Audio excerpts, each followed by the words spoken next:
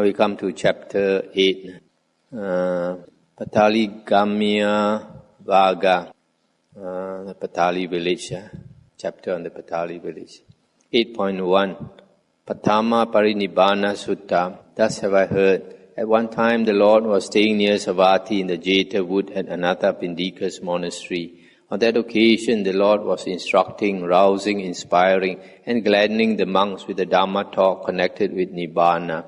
And those monks, being receptive and attentive and concentrating the whole mind, were intent on listening to Dhamma. Then on realizing its significance, the Lord uttered on that occasion this inspired utterance. There is, monks, that base where there is no earth, no water, no fire, no air, no base consisting of the infinity of space, no base consisting of the infinity of consciousness, no base consisting of nothingness, no base consisting of neither perception nor non-perception, neither this world nor another world nor both, neither sun nor moon. Here, monks, I say there is no coming, no going, no staying, no deceasing, no uprising, not fixed, not movable. It has no support. Just this is the end of suffering. So here the Buddha is talking about the state of cessation of perception and feeling, which is also the cessation of consciousness. When the normal six consciousness stops, there is no the four elements, earth, water, fire, air, or wind, signifies the physical world. So the physical world has disappeared. And also there is no sun and moon there. And although there is no sun and moon, yet it is bright. But there is no objects there also. And when there is no objects, there is no self also. So when a person enters this state of cessation of perception and feeling, when he comes out of it, he automatically becomes an arahant. 8.2 Dutiya Parinibbana Sutta. Thus have I heard. At one time the Lord was staying near Savatthi in the Jeta wood at Anathapindika's monastery. On that occasion the Lord was instructing the monks with the Dhamma talk connected with Nibbana, and those monks were intent on listening to Dhamma. Then on realizing its significance, the Lord uttered on that occasion this inspired utterance. The uninclined is hard to see. The truth is not easy to see. Craving is penetrated by one who knows. For one who sees, there is nothing. This word, uninclined, anattang, from the word natta, it means inclined, and meaning craving. So when there's uninclined, there's no craving, it's nibbana, it's hard to see. 8.3 Tatya Parinibbana Sutta. Thus have I heard. At one time the Lord was staying near Savatthi in the Jeta wood at Anathapindika's monastery. On that occasion the Lord was instructing the monks with the Dhamma talk connected with Nibbana, and those monks were intent on listening to Dhamma. Then on realizing its significance, the Lord uttered on that occasion this inspired utterance. There is, monks, I'll use some other translation. There is, monks, an unborn, unbecome, and uncreated, and unconditioned. If, monks, there were not the unborn, the unbecome, the uncreated, the unconditioned, no escape would be discerned from what is born, from what is become, from what is created, from what is conditioned. But since there is an unborn and unbecome, uncreated, unconditioned, therefore an escape is discerned, is seen from what is born, from what is become, what is created, what is conditioned. This is a very interesting sutta, and here, because the world is something that is born, our earth came into being, and one day it will be destroyed. So the world has been born, the world has become, everything in the world was created and is conditioned. But the Buddha says there is a state where there is no birth, there is no becoming, there is no creation, there is no condition. This is the state of Nibbana, or Parinibbana. So We talk about God, this is God. Many years ago, he wanted every religion to state what is their God. So this was the explanation given by the senior Buddhist monk, that we have this. This is our aim, to be one with God, to be one with the unborn, the unbecome, the uncreated, unconditioned. So because even like in Taoism and in Islam, they say God cannot be described. But everybody knows God is unborn. God is uncreated. So they can accept this explanation. Although we don't pray to a figure that we think is God. But this is our concept of God. This is what we aim for. 8.4 Chatutta Parinibbana Sutta. Thus have I heard. At one time the Lord was staying near Savatthi in the Jeta wood at Anathapindika's monastery. On that occasion the Lord was instructing the monks with the Dhamma talk connected with Nibbana, and those monks were intent on listening to Dhamma. Then on realizing its significance, the Lord uttered on that occasion this inspired utterance. For the supported there is instability, for the unsupported there is no instability. When there is no instability, there is serenity. When there is serenity, there is no inclination. When there is no inclination, there is no coming and going. When there is no coming and going, there is no disease and uprising of birth. When there is no disease and uprising of birth, there is neither here nor beyond nor in between the two. Just this is the end of suffering. Here refers to this world, beyond is another world. For the supported means for the condition, everything in the world is supported by conditions. And because it is supported by conditions, it is unstable. When you remove the conditions, then there is no support for it. 8.5 Chunda Sutta. Thus have I heard. At one time the Lord, while walking on tour among the Malas together with a large sangha of monks, arrived at Pava. And the Lord stayed at Pava in the mango grove of Chunda the smith. Now Chunda the smith heard. It is said that the Lord, while walking on tour among the Malas together with a large sangha of monks, has arrived at Pava and is staying at Pava in my mango grove. Then Chunda the smith approached the Lord, prostrated himself and sat down to one side. And the Lord instructed, roused, inspired and gladdened him with a talk on Dhamma. Then Chunda the smith, being instructed, roused, inspired and gladdened by the Lord's talk on Dhamma, said to the Lord, please consent, revered Sir, to my providing a meal tomorrow for the Lord together with the Sangha of monks. The Lord consented by remaining silent. Then on seeing that the Lord had consented, Chunda the smith rose from his seat, prostrated himself before the Lord, and keeping his right side towards him, went away. When the night had ended, Chunda the smith prepared in his own dwelling choice, solid and soft food, including a quantity of sukara madava, and announced to the Lord the time for the meal, saying, it is time, revered Sir, the meal is ready. Stop here for a moment. This sukara madava is supposed to be pork, but some people like the Mahayanis, they don't accept that the Buddha ate meat, so they say that it is mushroom. Then the Lord, putting on his robe in the forenoon and taking his bowl and outer cloak, together with the Sangha of monks, went to the dwelling of Chunda the smith. On arriving, he sat down on the seat prepared for him and said to Chunda the smith, serve me, Chunda, with that sukara madava you have prepared, and serve the Sangha of monks with the other food. Very well, revered Sir, said Chunda the smith, and he served the Lord with the sukara madava and the Sangha of monks with the other prepared food. And then the Lord said to Chunda the smith, bury in a pit what is left over of the sukara madava, Chunda, for I do not see in this world with its devas, maras and brahmas, among humankind with its recluses and brahmins, its princes and ordinary people, anyone here who could eat and fully digest it other than the Tathagata. Very well, revered sir, Chunda the smith replied, and he buried what was left over of the Sukara Madhava in a pit. Then he returned to the Lord, prostrated himself and sat down to one side. As he sat there, the Lord instructed, roused, inspired and gladdened him with a talk on Dhamma. Then he rose from his seat and departed. Stop here for a moment. You see, this man, he has a lot of faith in the Buddha.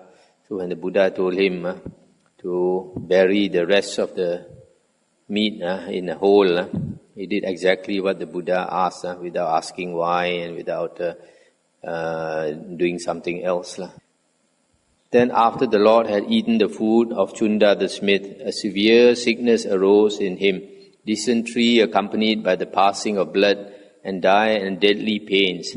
These pains the Lord endured, mindful and clearly comprehending, without complaint. Then the Lord said to the Venerable Ananda, "Come, Ananda, we will go to Kusinara." On eating the smith Chunda's food, so I heard, the wise one felt a sickness, dire as to end in death. When he ate the Sukara Madhava, a dire sickness arose in the teacher. Then being purged of it, the Lord announced, "I will go to the city of Kusinara." Then the Lord stepped off the road, went up to the foot of a tree and said to the Venerable Ananda, "Come, Ananda, fold my robe in four and prepare a seat. I am tired and wish to sit down." "Yes, revered sir," the Venerable Ananda replied to the Lord, and folding the robe in four, he prepared, that means 4 layers, he prepared a seat and the Lord sat down. Sitting there, the Lord addressed the Venerable Ananda, "Come, Ananda, fetch me some water. I am thirsty, Ananda, and wish to drink." Thereupon the Venerable Ananda said to the Lord, "Just now, revered sir, as many as 500 wagons have crossed over, and the shallow water stirred up by the wheels flows muddied. But there is the river Kukutta close by, with clear, pleasant, cool, pure water, easily approachable and delightfully situated. Here the Lord can drink the water and refresh his body." So they had come to a stream, and the Buddha asked him to get some water for the stream. But these 500 horses had just passed by, and so the water was dirty. Then the second time and the third time the Lord said, "Come, Ananda, fetch me some water." "Very well, revered sir," the Venerable Ananda replied to the Lord. And taking a bowl, he went to the stream. Then as the Venerable Ananda approached, that shallow water, stirred up by the wheels and flowing muddied, flowed pure, clear, and unmuddied. Then the Venerable Ananda thought, "It is indeed wonderful, it is indeed marvelous, the great supernormal potency and power of the Tathagata. This stream now flows pure, clear, and unmuddied." And taking some water in the bowl, he approached the Lord and said, "It is indeed wonderful, it is indeed marvelous, the great supernormal potency and power of the Tathagata. Drink the water, Lord, drink the water, Sugata." And the Lord drank the water. Then the Lord, together with a large sangha of monks, went to the river Kukutta, and entering into the water, he bathed and drank. Having come out of the water, he went to a mango grove and said to the Venerable Chundaka, "Come, Chundaka, fold my robe in four and prepare a couch. I am tired and wish to lie down." "Yes, revered sir," the Venerable Chundaka replied. And folding the robe in four, he prepared a couch, and the Lord lay down on his right side in the lion's resting posture, placing one foot on the other, mindful and clearly comprehending, determining the time of arising. And the Venerable Chundaka sat down in front of the Lord.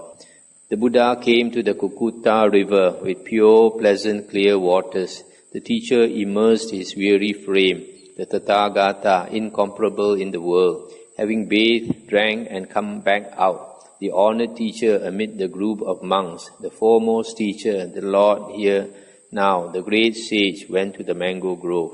To the monk called Chundaka, he said, "Prepare my robe folded into four." Ordered by the composed one, Chunda quickly laid out the four-folded robe. The teacher laid down his weary frame, and Chunda sat down there in front. Then the Lord said to the Venerable Ananda, "It may be, Ananda, that someone will cause remorse in Chunda the smith by saying, 'It is a loss for you, friend Chunda, it is an ill gain for you that the Tathagata attained final Nibbana after he received his last meal from you.' That remorse of Chunda the smith should be dispelled in this way.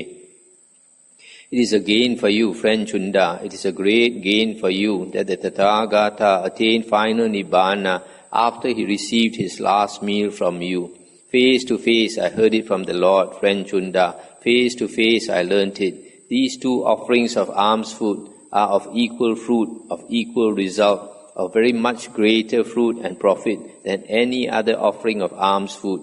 What two? That offering of alms food which the Tathagata ate just before he realized supreme enlightenment, and that offering of alms food which the Tathagata ate just before he attained final Nibbana, in the Nibbana element with no residue left. These two offerings of alms food are of equal fruit, of equal result, of very much greater fruit and profit than any other offering of alms food. A deed has been performed by the worthy Chunda the smith, conducive to long life, beauty, happiness, heaven, fame and supremacy. In this way, the remorse of Chunda the smith should be dispelled. Then on realizing its significance, the Lord uttered on that occasion this inspired utterance: merit grows for one who gives, no enmity builds up for one restrained.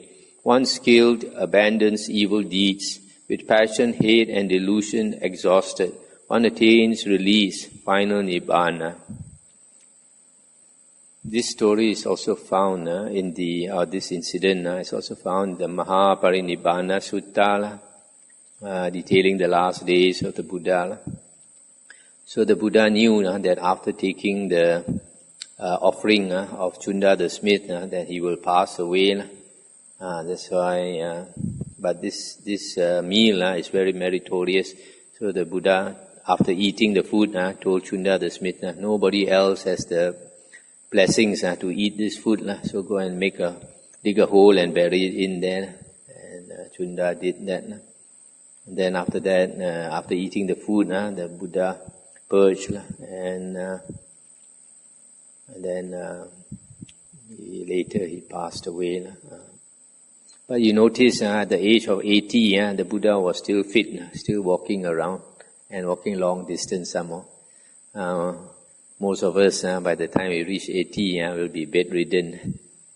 Cannot even walk 1 mile, but the Buddha walked a long distance. He particularly wanted to go to a certain place to pass away. And that place was a place where long time ago he was a universal monarch, wheel-turning king, king of the whole world. And as a human being, that is the happiest life you can have. As a worldling, is to be a real universal monarch, king of the whole world. So because of the memories, he went back to the place to pass away. 8.6 Patali Gamya Sutta. Thus have I heard. At one time the Lord, while walking on tour among the people of Magadha, together with a large sangha of monks, arrived at the village of Patali and stayed there. The lay followers of Patali village heard. It is said that the Lord, while walking on tour among the people of Magadha, together with a large sangha of monks, has arrived at Patali village. Then the lay followers of Patali village approached the Lord, prostrated themselves, sat down to one side, and said to the Lord, "Revered Sir, let the Lord consent to lodge in our rest house." The Lord consented by remaining silent.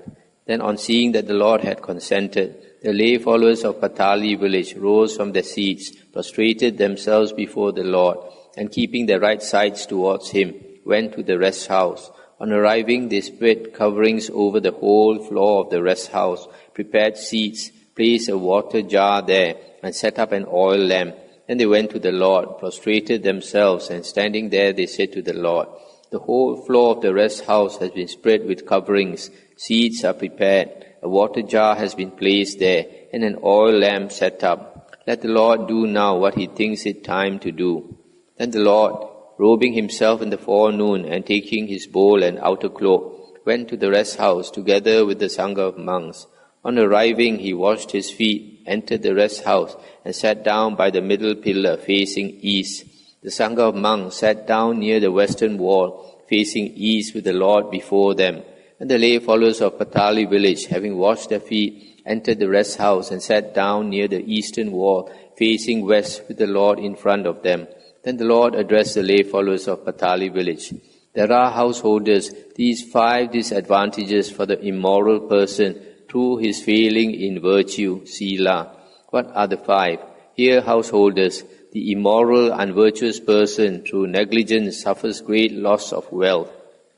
This is the first disadvantage for the immoral person through his failing in virtue. Furthermore, householders, an evil repute is spread about concerning an immoral, unvirtuous person. This is the second disadvantage. Again, householders, whatever assembly an immoral, unvirtuous person approaches, whether an assembly of nobles, Brahmins, householders, or recluses, he approaches lacking confidence and assurance. This is the third disadvantage. Again, householders, an immoral, unvirtuous person dies confused. This is the fourth disadvantage. Finally, householders, upon the breaking up of the body after death, an immoral, unvirtuous person re-arises in a realm of misery and unhappy state, a place of downfall, hell. This is the fifth disadvantage. These householders are the 5 disadvantages for the immoral person through his failing in virtue. Stop here for a moment. So an immoral person, he does not keep his precepts. Maybe he drinks too much, gambles too much, womanizes too much and all that. So his wealth easily will be squandered away. Secondly, he has a bad reputation. If he wants to marry some young girl, the mother will probably object. This person has a bad reputation. And then thirdly, when he approaches a lot of people, he is not so confident because he does things that are blamable.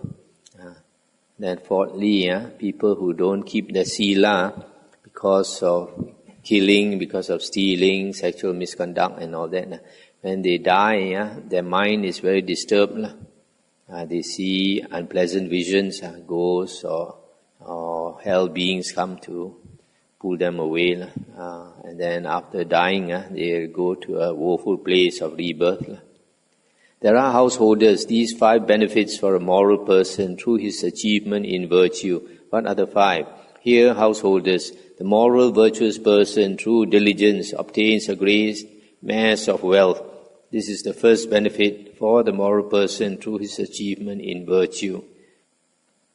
Furthermore, householders, a good repute is spread about concerning a moral virtuous person. This is the second benefit. Again, householders, whatever assembly a moral virtuous person approaches, he approaches confident and assured. This is the third benefit. Again, householders, a moral virtuous person dies unconfused. This is the fourth benefit. Finally, householders, upon the breaking up of the body after death, a moral virtuous person re-arises in a happy state in a heavenly world. This is the fifth benefit. These householders are the 5 benefits for the moral person through his achievement in virtue.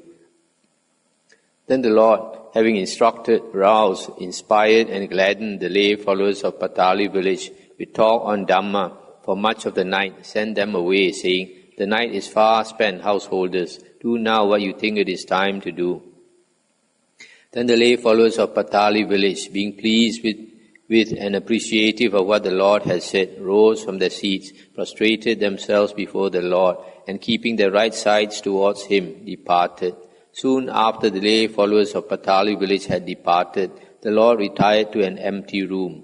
At that time, Sunida and Vasakara, government ministers of Magadha, were building a city at Patali village to ward off the Vajis, and a large number of Devatas, counted in thousands, occupied sites around Patali village. Wherever powerful Devatas occupy sites, powerful kings and royal ministers are inclined to build settlements. And wherever middling and minor Devatas occupy sites, middling and minor kings and royal ministers are inclined to build settlements. Now with the divine eye purified and surpassing that of humans, the Lord saw those Devatas, counted in thousands, occupying sites around Patali village. Then the Lord, at the end of the night when dawn was approaching, got up and said to the Venerable Ananda, "Ananda, who is building a city at Patali village?" And remember Ananda said, Sunida and Vasakara, the government ministers of Magadha, revered sir, are building a city at Patali village to ward off the Vajis. And the Buddha said, it is as if Sunida and Vasakara had consulted the devas of the Tavatimsa heaven, Ananda, before deciding on building a city at Patali village to ward off the Vajis. I have seen, Ananda, with the divine eye, large numbers of devatas, counted in thousands, occupying sites around Patali village. Wherever powerful devatas occupy sites, kings and royal ministers are inclined to build settlements. As far as the sphere of influence of the Noble One extends, Ananda, as far as the trade routes spread, this will be the chief city where bales of merchandise will be opened up. But Pataliputta, Ananda, will suffer 3 disasters from fire, from water, and from the breaking of an alliance. Then Sunida and Vasakara, the government ministers of Magadha, approached the Lord, exchanged friendly greetings with him, stood to one side and said, Please consent, good Gotama, to our providing a meal tomorrow for you together with the Sangha of monks. The Lord consented by remaining silent. Then on seeing that the Lord had consented, Sunida and Vasakara went to their own dwelling. Having prepared there choice, solid and soft food, they announced to the Lord the time for the meal, saying, It is time, good Gotama, the meal is ready. Then the Lord, putting on his robe in the forenoon and taking his bowl and outer cloak, together with the Sangha of monks, went to the dwelling of Sunida and Vasakara. On arriving, he sat down on the seat prepared for him. Then Sunida and Vasakara, the government ministers of Magadha, served and satisfied with their own hands the Sangha of monks headed by the Buddha with choice food, both solid and soft. Then when the Lord had eaten and washed his hand and bowl, Sunida and Vasakara, choosing a low seat, sat down to one side. The Lord thanked Sunida and Vasakara with these verses. In whatever place a wise man sets up his home, here he should feed the virtuous, the controlled who lead the holy life. To those devatas there, he should make offerings. Revered, they will revere him. Honored, they will honor him. They will show compassion for him as a mother shows for her own child. A man for whom devatas have compassion always has good fortune. Having thanked Sunida and Vasakara with these verses, the Lord rose from his seat and departed. On that occasion, Sunida and Vasakara followed in the footsteps of the Lord, thinking, whichever gate the recluse Gotama leaves by today will be called the Gotama gate, and the ford by which he will cross the river Ganges will be called the Gotama ford, and the gate by which the Lord departed came to be called the Gotama gate. Then the Lord approached the river Ganges, but at that time the river was so full that a crow standing on the bank could drink from it. Some people there, wishing to cross to the other shore, were searching for a boat. Some were searching for a floating log, and some were constructing a raft. Then just as a strong man might extend his flexed arm, or flex his extended arm, so did the Lord vanish from the hither bank of the river Ganges, and reappear on the far bank, together with the Sangha of monks. And the Lord saw those people constructing a raft, etc. Then on realizing its significance, the Lord uttered on that occasion this inspired utterance. Those who have made a bridge cross over the river flood, leaving the swampy pools behind. While people are binding a raft, the wise are already across. 8.7 Dve Da Pata Sutta. Thus have I heard. At one time the Lord was journeying along a road among the people of Kosala, with the Venerable Nagasamala as his attendant. As they went along, the Venerable Nagasamala saw the road divided, and on perceiving this said to the Lord, Revered Sir, that is the way, let us go that way. Whereupon the Lord said to the Venerable Nagasamala, This is the way, Nagasamala, let us go this way. A second time and a third time, the Venerable Nagasamala said to the Lord, Revered Sir, that is the way, let us go that way. And the second and the third time the Lord said, This is the way, Nagasamala, let us go this way. Then the Venerable Nagasamala put the Lord's bowl and cloak down on the ground and went off, saying, Here, revered Sir, is the Lord's bowl and cloak. And as the Venerable Nagasamala was going along that road, robbers came upon him, knocked him down and kicked him and broke his bowl and tore his robe. Then the Venerable Nagasamala, with broken bowl and torn robe, went back to the Lord. Having prostrated himself before the Lord, he sat down to one side and said, "Just now, revered Sir, as I was going along that road, robbers came upon me, knocked me down and kicked me and broke my bowl and tore my robe." Then on realizing its significance, the Lord uttered on that occasion this inspired utterance. "Travelling together, dwelling as one, a wise man must mix with foolish people. But having known a bad one, he leaves him behind, as a milk-drinking heron leaves the water." So this silly disciple won't listen to the master, thinks he's smarter, and got beaten up along the way. Probably after that, the Buddha didn't want him to follow him. 8.8 Visakha Sutta. Thus have I heard. At one time, the Lord was staying near Savatthi in the eastern park at Migara's mother's mansion. That means Visakha's mansion. On that occasion, the dearly beloved grandchild of Visakha, Migara's mother, had died. Then Visakha, or Migara's mother, with wet clothes and hair, approached the Lord in the middle of the day. Having prostrated herself, she sat down to one side, and the Lord said to her, "Where have you come from, Visakha, arriving here in the middle of the day with wet clothes and hair?" And she said, "Revered Sir, my dearly beloved grandchild has died. That is why I have arrived here in the middle of the day with wet clothes and hair." And the Buddha said, "Visakha, would you like to have as many children and grandchildren as there are people in Savatthi?" And she said, "I would, Lord, like to have as many children and grandchildren as there are people in Savatthi."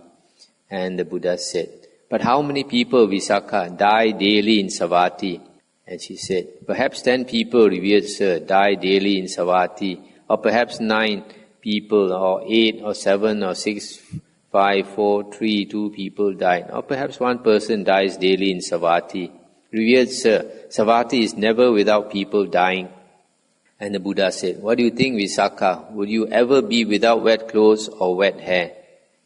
So when the Buddha asked her, "You like to have a lot of children and grandchildren, so much like the people in Savatthi?" She quickly said, "Yes. In that case, since people are dying every day, and then she'll be mourning every day. And then after thinking about it, she said, "No, revered Sir, enough of my having so many children and grandchildren." And the Buddha said, "Visakha, those who have 100 dear ones have 100 sufferings. Those who have 90 dear ones have 90 sufferings. Those who have 80, 70, 60, 50, 40, 30, 20, 10, 5, 4, 3, 2 dear ones have 2 sufferings. Those who have 1 dear one have 1 suffering. Those who have no dear ones have no suffering. They are sorrowless, stainless, without despair, I say." Then on realizing its significance, the Lord uttered on that occasion this inspired utterance. "Whatever sorrows or lamentations there are, the various kinds of suffering in the world, it is because of something dear that these exist. Without something dear, these do not exist. So they are happy and free from sorrow, who having nothing dear anywhere in the world, so aspiring to be sorrowless and stainless, do not hold dear anything anywhere in the world." Although a lot of people know this, but most people are like Visakha, like to have as many children and grandchildren as possible. 8.9 Patama Dabba Sutta. Thus have I heard. At one time the Lord was staying near Rajagaha in the bamboo wood at the squirrel's feeding place. Then the Venerable Dabba Malaputta approached the Lord, prostrated himself, sat down to one side and said to the Lord, "Now, Sugata, is the time for my final Nibbana." That means it's about to pass away. And the Buddha said, "Do now, Dabba, what you think it is time to do." Then the Venerable Dabba Malaputta arose from his seat, prostrated himself before the Lord, and keeping his right side towards him, rose up in the air, and in the air, while sitting cross-legged in space, he entered into the fire element, emerged and attained final Nibbana. Now, when the Venerable Dabba Malaputta entered into the fire element, emerged and attained final Nibbana, his body was burnt up and utterly consumed, so that neither ashes nor soot remained behind. Just as when ghee or oil is burnt and consumed, neither ashes nor soot remain behind. Even so it was with the Venerable Dabba Malaputta, who attained final Nibbana. Then, on realizing its significance, the Lord uttered on that occasion this inspired utterance. The body disintegrated, perception ceased, all feelings became cool, mental activities were calmed, and consciousness came to an end. 8.10 Duttiya Dabba Sutta. Thus have I heard. At one time the Lord was staying near Savatthi in the Jeta wood at Anathapindika's monastery. There the Lord addressed the monks, saying, "Monks." "Yes, most revered sir." Those monks responded to the Lord. The Lord said, "When Dabba Malaputta rose up in the air and in the sky, while sitting cross-legged in space, entered into the fire element, emerged and attained final Nibbana. His body was burnt up and utterly consumed, so that neither ashes nor soot remained. Just as when ghee or oil is burned, so his body was burnt up and utterly consumed. Then, on realizing its significance, the Lord uttered on that occasion this inspired utterance. Just as the born is not known of the gradual fading glow given off by the furnace-heated iron, as it is struck with the smith's hammer, so there is no pointing to the born of those perfectly released who have crossed the flood of bondage to sense desires and attain unshakable bliss. Now that's the end of the Udana. Anything to discuss? These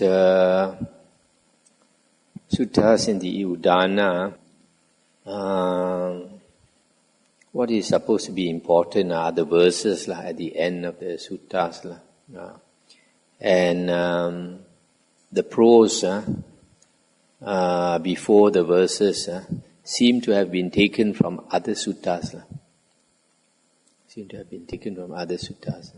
Some of them, they have shortened the sutta. I put it here.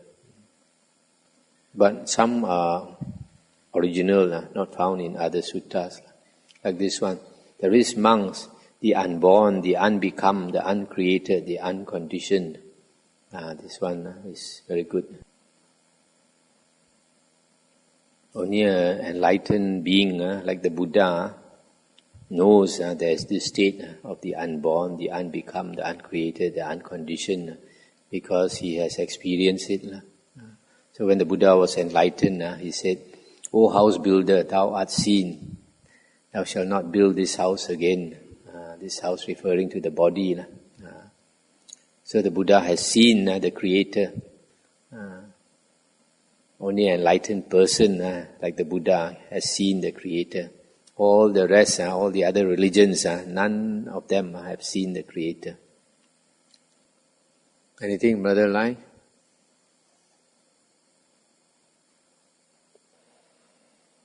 People say that Devadatta will become a teaching of Buddha after a long period of time. Did the Buddha say this? I don't think the Buddha mentioned this. A lot of things like this. Some other books say that Devadatta was a bodhisattva. He purposely want to kill the Buddha, and now he's in hell, but he's not suffering in hell. But in the suttas, the Buddha said, in the Vinaya books, the Buddha said that because of what Devadatta did, that he will go down to hell for a very, very long time. And he will have these 5 iron bars, hot iron bars poked through him, at the 2 hands and the 2 feet, and 1 through his chest. And he will remain there for a very, very long time. So, how can you have all these iron bars poked through you and you are not feeling any pain? And the Buddha also said that when he asked Venerable Sariputta to go and spread the news that Devadatta is no more a disciple of the Buddha, then he has gone off the track and is doing a lot of wrong things. Some people did not believe because Devadatta at one time his practice was very good, he had psychic powers. So when the monks came back to tell the Buddha said that what he said is true cannot be otherwise And the Buddha said he cannot see in Devadatta even a little bit of goodness in him. It's totally rotten. The Buddha said, just like a person has fallen into the shit hole. When he comes out of the shit hole, he cannot find a spot on his body where there is no shit. So in the same way, the Buddha said, you cannot find a bit of goodness in Devadatta. Is this the case? Why didn't the Buddha inject Devadatta to normally, the Buddha doesn't take the trouble to go and find out in the future this person will become like this, will become like that. And also the Buddha does not make a precept until something goes wrong. Then only he says, okay, you don't do this. So in the same way, you won't eject somebody until he does wrong. In fact, the Buddha, we find that Vinaya books is very compassionate. There was a group of 6 monks who were always creating problems. And the Buddha didn't eject them also. Each time they create a problem, the Buddha will make a new precept. You must not do this. And they cause some more problem, the Buddha will make another precept. The Buddha was very compassionate. Unless they go overboard and cause problems for too much, then only because it's inconveniencing other monks only, then the Buddha will throw them out.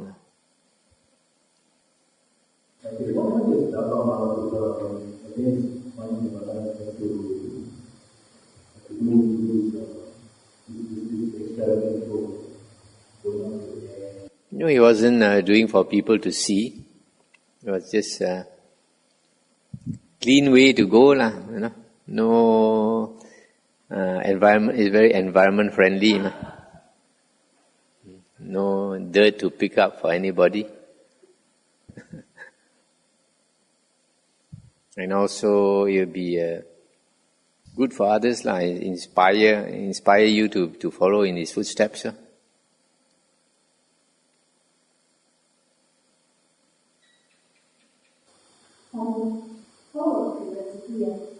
The one's seniority is based on the number of lifetimes. What about those arahants? Also based on vasa. But even those the arahants, then how do they still on the vasa? People don't have. Yeah, why if a person is an Arya or an Arahant also, he doesn't want people to know. But there's exceptions also. Like this Venerable Sariputta and Moggallana, the Buddha purposely chose them to be his right hand and left hand disciples, even though they are not the most senior. There were other Arahants more senior than them. But the Buddha chose them because Sariputta is number 1 in wisdom, foremost in wisdom, and Moggallana is foremost in psychic power. That's the reason he chose them. Other than that, the others according to seniority. So like nowadays, a monk might be an Arya. But when he goes, when he meets another senior monk, the senior monk might be a Putujana. And still he pays respect. This is respecting the Dhamma and the Vinaya. No personal feelings.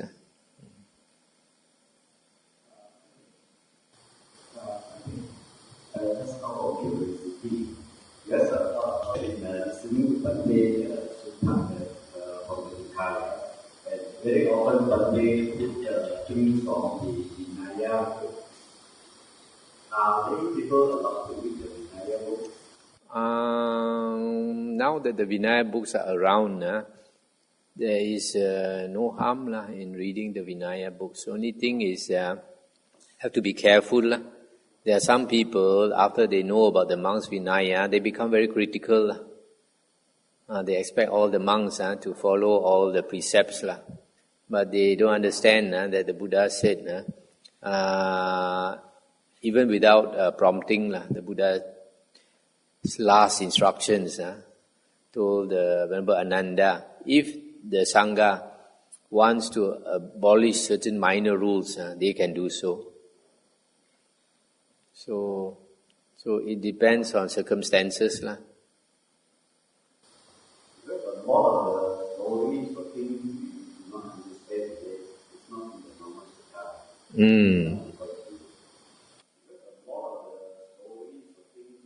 Yeah. But these Vinaya books are only available at present from the Pali Text Society. And if you buy them, it's not cheap also. That's why most people don't get them. The only thing is, in the Vinaya, the Buddha said, if a novice intends to take the higher ordination, then he should not be shown the Patimokkha, all the rules, the Vinaya books. Because at one time there was a novice who wanted to take the higher ordination. Then when he found out about the monks' precepts, so many precepts, and then he got cold feet, so he decided not to take the higher ordination. So from then the Buddha said, novice should not know more about the precepts. Although sometimes the Buddha said that his monks would rather die than not uphold the precepts. And yet you find, like in the Vinaya books, at one time a monk came to tell the Buddha, he said, there are more than 150 precepts, so many I cannot keep up. Maybe it's a simple mind, he thinks so many. Or maybe it's the fussy type. He thinks more than 150 precepts, he has to keep every one of them. So he finds very difficult to keep all these precepts. So he told the Buddha he cannot do it. Then the Buddha asked him, can you practice the higher morality, the higher mind, and the higher wisdom? When you tell him three things, then he thought about it. Three things I can practice. Higher morality means try to keep a good standard, as long as you don't harm others. The higher mind means to practice meditation every day. And then the higher wisdom is to contemplate on the Dhamma, to understand the Dhamma. So he thought these three things I can keep, he told the Buddha. Then the Buddha said, you practice these three things enough. In fact, initially the Buddha did not create any precepts. Just allowed the monks to guide themselves. And many of them attained arahanthood. And a lot of people are not aware. In fact, in the Vinaya books, many of the precepts were created after the arahants broke those precepts. In other words, those precepts are not important. For example, there was an arahant who was walking a long distance, and in the evening he came to a village or town. Then they have these public resting places. So he asked to stay. When they asked the manager for a room to stay. And the manager happened to be a woman. And the woman said, all the rooms are taken up. But if you don't mind, you can take my room. And this arahant, being very pure-minded and never thought of anything, say you can allow him to use the room, he will use. So he used the room. Then in the middle of the night, because he was very good-looking and young, the woman came to tempt him. Then after that, of course, he was not moved. And the next morning, he left. Then the woman apologized to him. And later, when he arrived at the monastery, he told the other monks about it. And then he came to the Buddha's ears. The Buddha asked him to come in front of all the other monks and asked him, is it true? And he said, yeah, it's true. And the Buddha from there made the precept that you cannot sleep in a room with another woman. And then another one was, there was one arahant. He was staying up in the hill, quite far from the village. So he has to walk a long way, to come on arms round. And go and pick for his food and then walk up the hill again. I experienced this when I was a young monk. I was staying at the outskirts of Bali Pulau on a high hill. I walked down and walked up. It took me 3 hours. And on an empty stomach, I feel very exhausted. So he decided, why every day go Pindabat? He's very simple. He's not fussy about his food. So when he brings back the food, he'll eat what he needs to eat. Then the rest of the rice of the food, he will keep. And then when there is a sun, he will put it in the sun so that it can last. Then tomorrow he'll eat the same food. The day after he'll eat the same food. Then maybe he only goes on alms round once in 3 days. So when the news came to the Buddha also said cannot.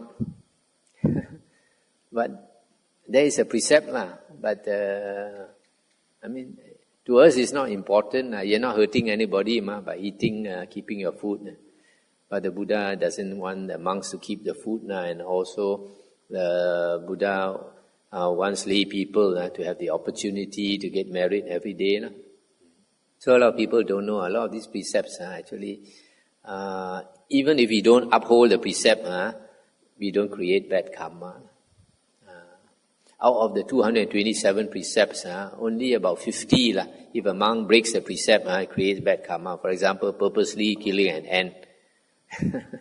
Purposely killing a bird that's making too much noise.